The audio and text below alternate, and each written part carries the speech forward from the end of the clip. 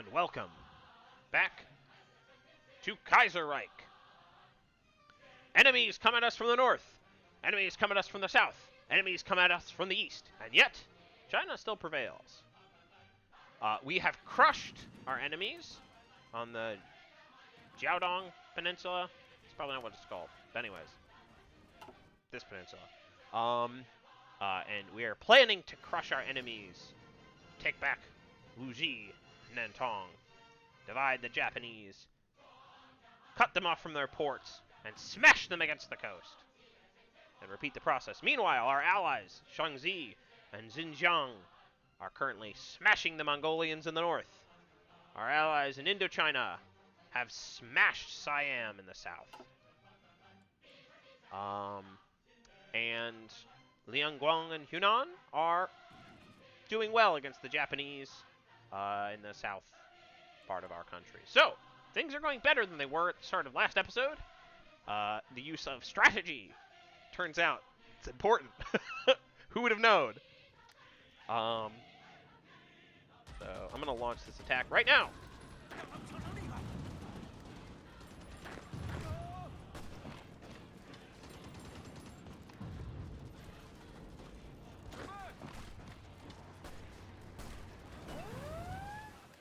We are being attacked. Oh, they're back. Okay.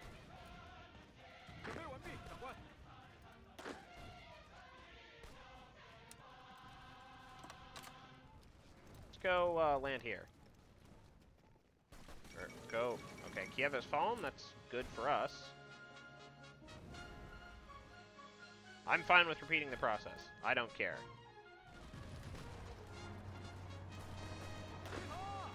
You may land on our coast 1,000 times.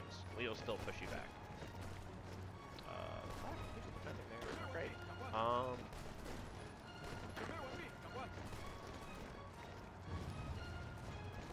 Okay. So stuff is happening. Deep operations, which doesn't do anything to us. More research. We can actually just keep going on construction. Our production here, it's totally possible. Oh, we don't have any factories, that's funny. Yeah, okay, well.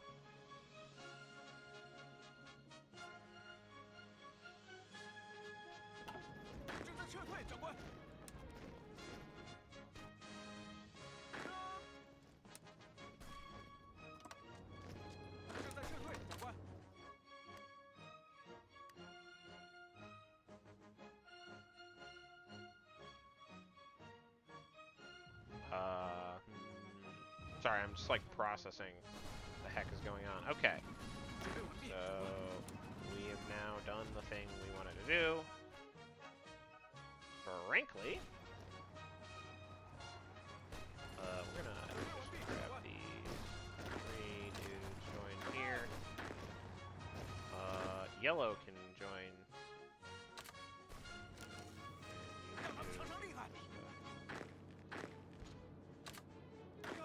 Here and yeah, we'll hold there. Yellow can hold there. We should actually gonna leave this entire space open so they can move to the north as much as they want, and we'll crush them from the south.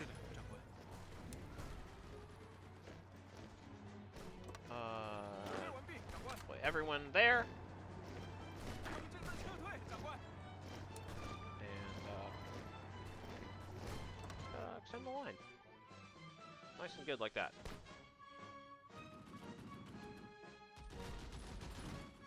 Dude, if the Huanese, if Hunan wants to do anything, that would be super sick. I'd be so excited about that. We're just gonna attack right now. Like I see no reason not to.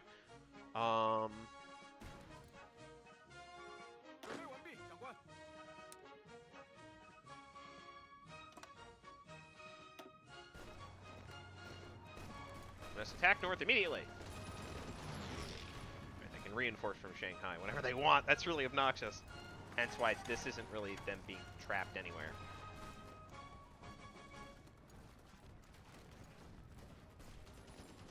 But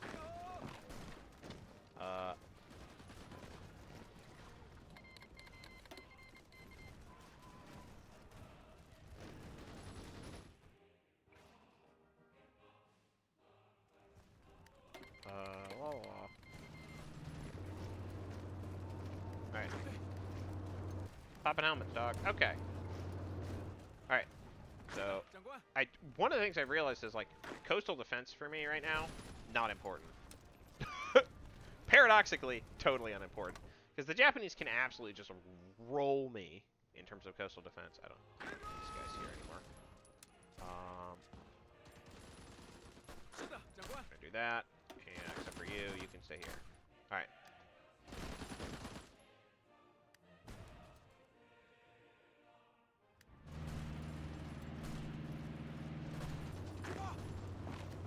Retreat. Withdraw. Fall back.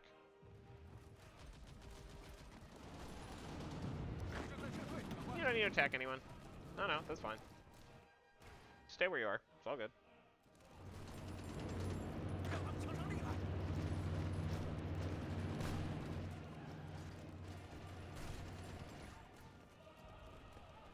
Once we take Nantong and Rigao, well, that's unfortunate for them. I'm gonna stop attacking.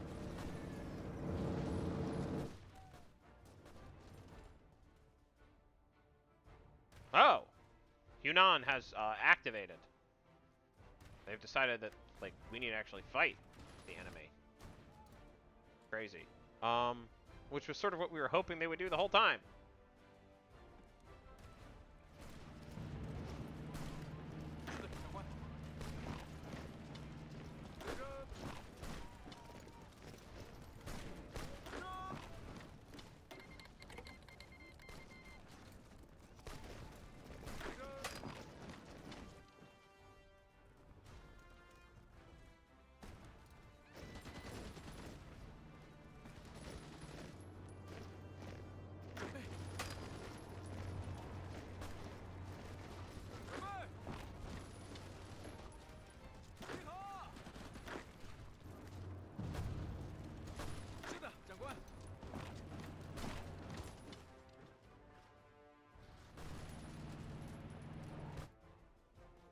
Alright, we are holding. Oh no. Okay.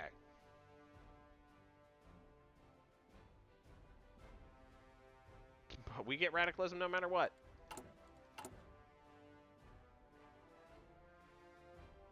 I mean, I was literally looking at it, but I'm like, where do I see radicalism? Like, I was looking at it. It's in here.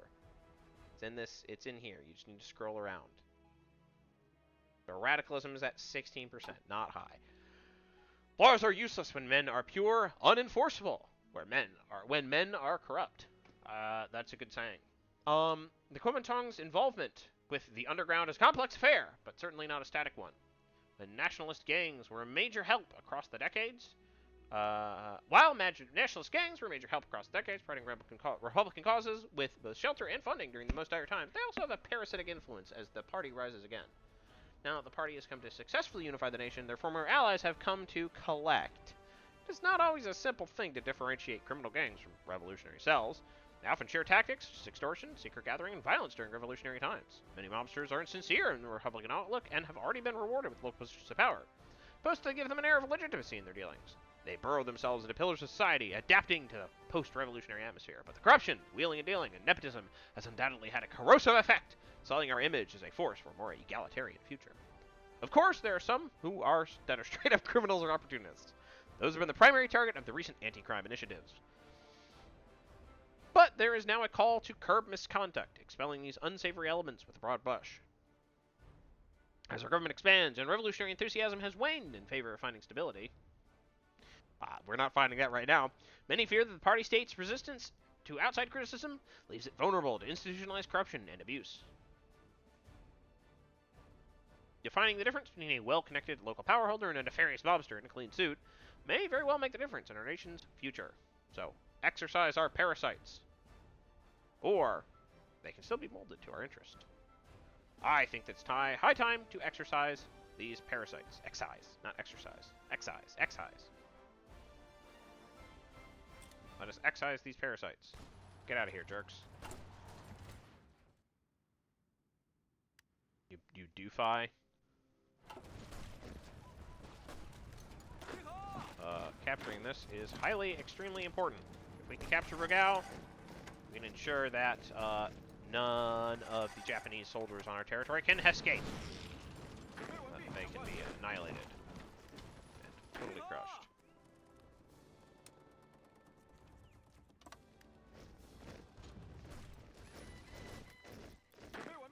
Holy crap, unassigned divisions. Okay. No divisions in basic training. We're still very low in infantry equipment. Probably prioritize reinforcement. Maybe we shouldn't. Maybe we don't need to. Maybe we should.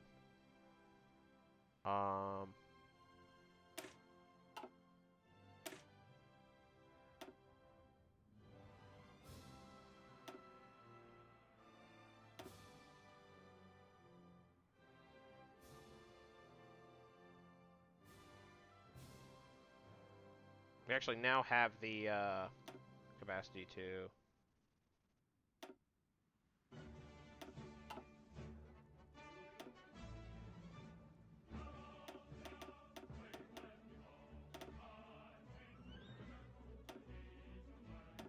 I've decided that I'm going to get some defensive infantry, specifically to use...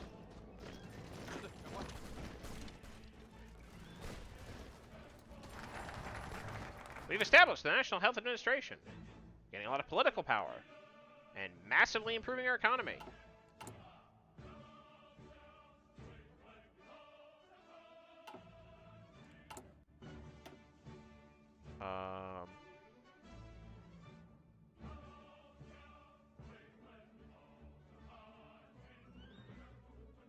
That would be good. Let us embrace autarky. Maybe. We're going to actually create the NEC, which is, of course, the National Economic Council, which should give us way more good stuff in, like, every conceivable way. Again, we probably should have taken this earlier, but whatever!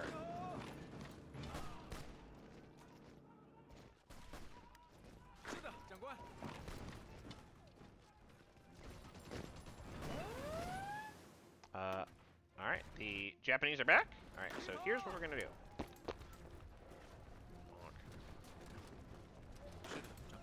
Get a nice little containment zone. Right there. We're going to do a little nice little split. A little splitty split.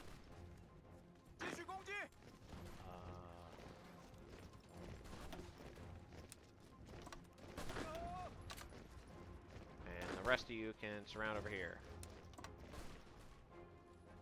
And we are now at crush at will mode.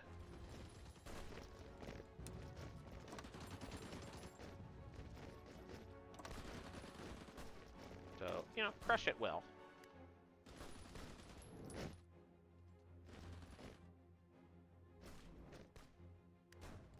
Oh, and we should probably improve our economy.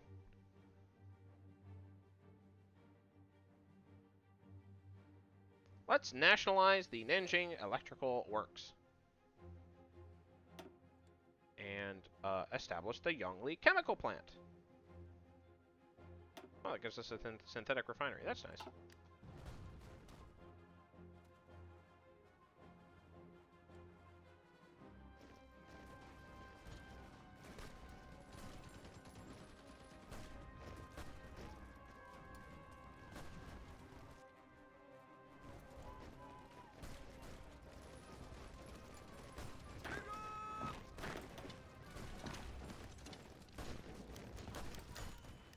Whoa!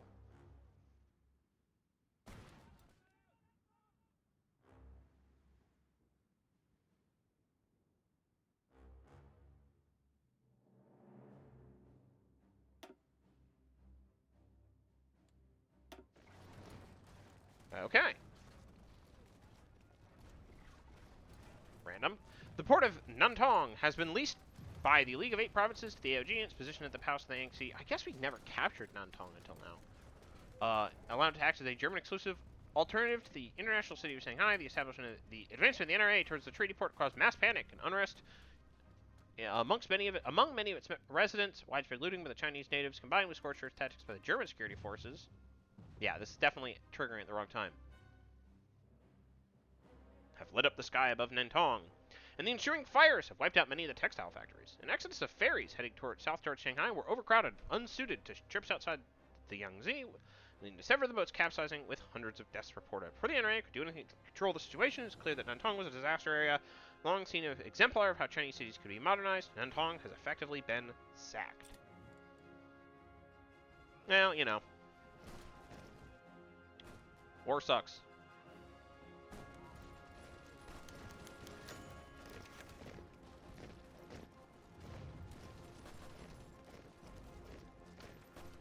The Liberal Outpost. Despite being largely sidelined from major policy-making decisions by the Kuomintang's leftist leadership due to his right-leaning beliefs, that had not stopped Sun Fo from being busy living his lifelong goal of promoting his father's teachings through the lens of his own interpretation of his father's will.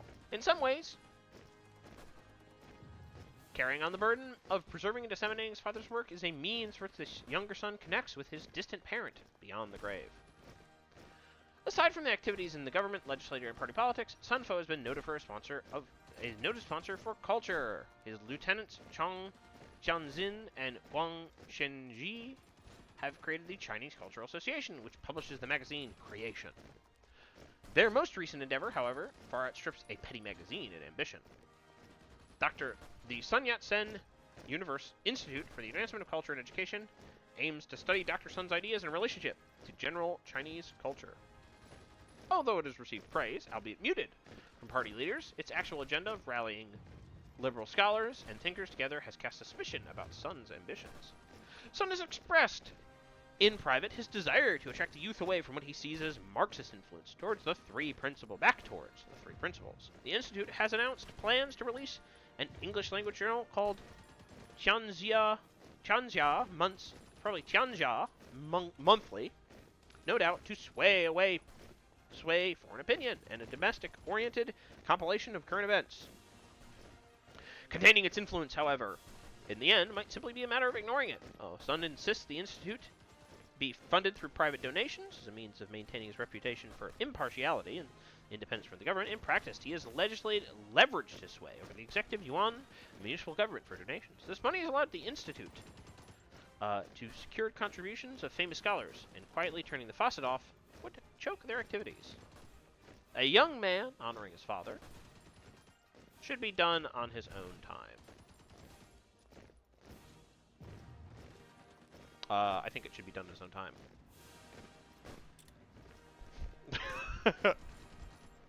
Alright.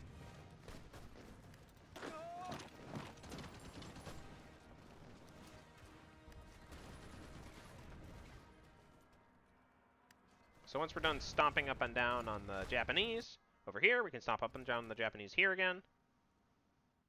Oh hey, our allies are launching an offensive. It's not going very well, but you know, it's pulling off the pressure. The Mongolians are basically out.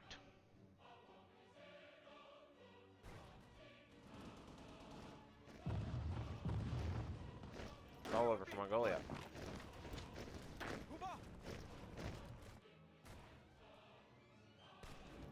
Alright, there you go. Okay.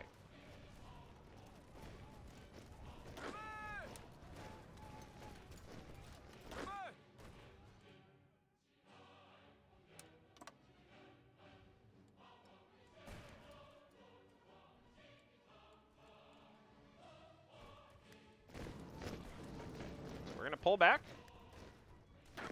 And then, nope. Not like that. Soon. Blitz requires that we have armor, which we just don't have. So, we're not going to take that. I'm going to try some cutesy backhand blow stuff. Where you slam in here and then slap them from behind.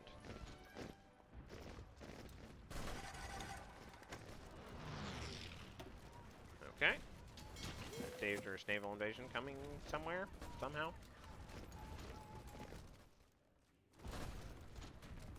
Or certainly a dangerous supply invasion issue problem. Curing a poisoned nation! Oh, cool! Opium problems. Opium has been, hashtag relatable. Opium has long been a plague on the nation, and in many ways a symbol of the degeneration of the once proud Chinese nation.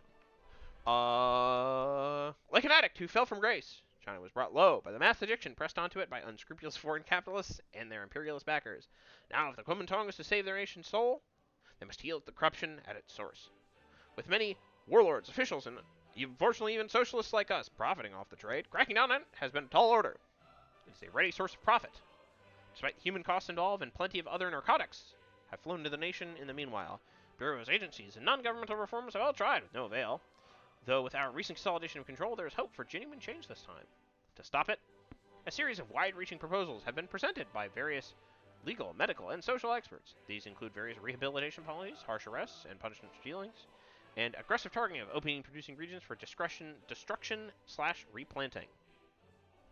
On the flip side, however, it is possible that a government-run monopoly on these special goods might be what is actually needed at the moment for the revolutionary government to survive. Whatever is decided will likely be a decade before opium is eradicated. Let me tell you, that is a very optimistic assessment. Necessary evil for unification. A vice, national vice, to be stamped out. A medical issue to be treated. This might be my bias, but it's a medical issue to be treated. Also, we need the stability more than we need those other things. Like, one factory is nice, but we don't need it that much.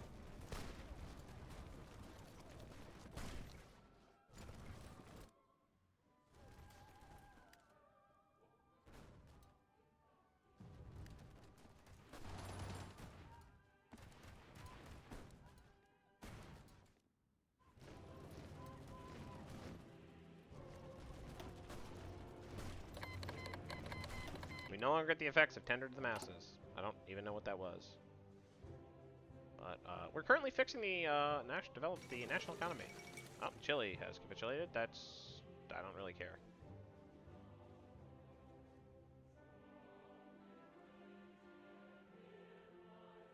Dude, we have like positive modifiers now. That's crazy. Last till 1942? It's really good.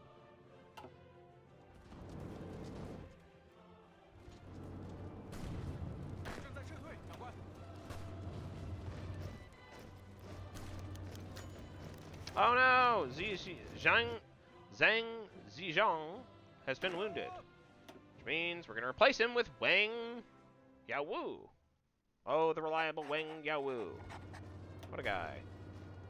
I can also give him preferred tactic, but probably not.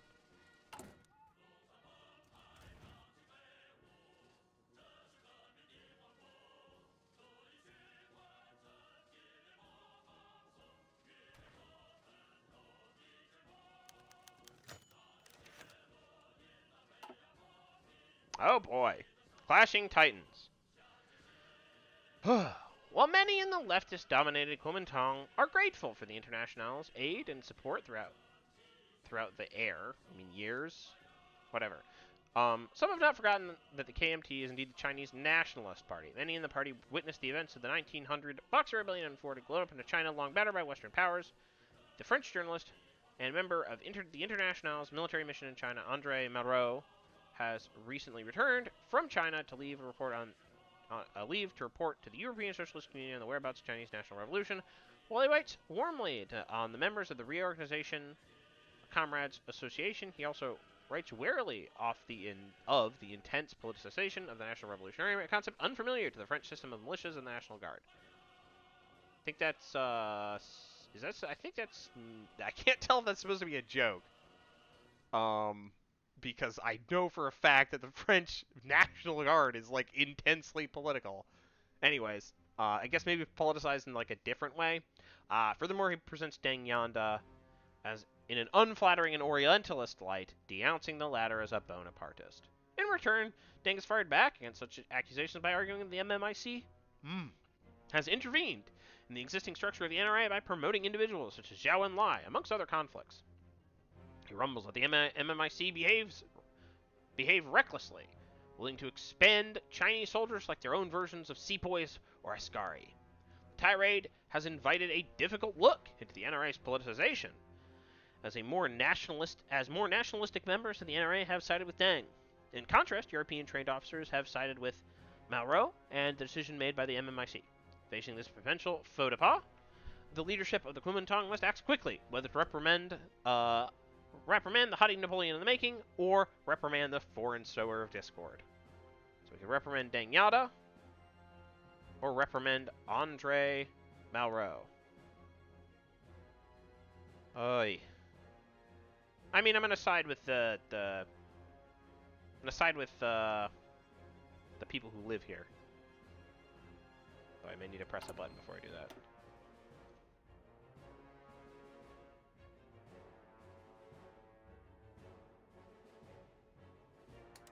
I'm gonna do that.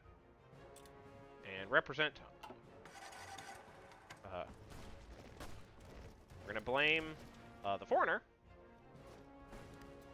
Sort of as political engines. Oh, dragon boats. Dragon boats in nationalist China. Oh my god, I love how much it's just like bouncing up and down. It's so much text. But it's interesting. The socialist writer and affiliate of the LCS, the Marxist Guo Moru, has recently completed his play, Q Wan, based on the famous poet Q Wan, a patriotic poet and politician from the state of Chu during the Warring States period. Ooh, love me some Warring States. The play has likened the traditional Chinese literary hero to a people's poet. Okay, well, I think that's probably not true. And one of the first socialist revolutionaries in Chinese history. Okay, yep. I've seen this before with European stuff. It's also not true there. With compatriots, I'm sorry, but Caesar wasn't based. He was Julius Caesar. With comparisons made to Hamlet and King Lear, the play has exemplifies Q's social idealism and his great patriotism as a model for all Chinese to follow in this era of national revolution. According to the legends, Q Wan has served the state of Chu, but has been exiled numerous times by his jealous rivals in the Chu court, and thus spent his time in exile, collecting legends and rearranging folk olds. In addition, he has spent his time writing great poetry and writing profoundly on the nature of the Chinese state. OFN, the Chinese state. Organization of Free Nations. Democracy is non-negotiable. His anxiety, however, would bring him to an increasingly troubled state of health, and he was reported to have taken walks to view his emaciated face in the reflection of a well. In roughly, this was a while ago. In roughly 278 BCE, after his country's capital, the city of Ying, fell to the fearsome General Bai Qi in the state of Qin. Q Wan wrote a deep lament for the collapse of his state. He then ended his life by wading into the Milu River while carrying a stone, perhaps out of sheer patriotism. A popular legend emerged that villagers have attempted to sail out into the lake with dumplings and their boats to save Huan, but were unable to do so. In their desperation, they beat drums and splashed water with their paddles to keep fish and evil spirits from eating his body. They also threw rice into the river to distract the fish, but one night the spirit of Huan appeared to his friends and told them that he had long passed, and they should wrap the rice in silk passages to ward off the dragons that would consume them. These food packages became the famous Zongji, and the racing of boats to find Q's body have become the cornerstone for the dragon boat tradition. Wow. That's super cool. I bet this is true. I did not know this. This is definitely true. And I didn't know this. That's crazy. I didn't know that's where dragon boats came from. Rice and silk packages. I think I probably know what those look like. I'm not familiar with the term Zongji. Become the cornerstone of the dragon boat tradition. Love me a good dragon boat. Guo Moru's play has become a resounding success in the Chinese leftist literary world. The nationalist government has been quick to capitalize on its success by declaring that Q was one of China's first great revolutionaries. I love revisionist history. While some socialists have denounced the dragon boat festivals as pure superstitions, most writers do agree that Q was a true leader of the People's Revolution. His fidelity to his home country, his dedication to his people, and his works of art shall forever be immortalized for generations to come. Let's have Zongzi for lunch. All right. Very good. We are currently in the process of undestroying the destruction that has been wrought upon us, which is great. Love to see it. Big fan, big fan. The Mongolians are truly on their last legs. The Japanese have this.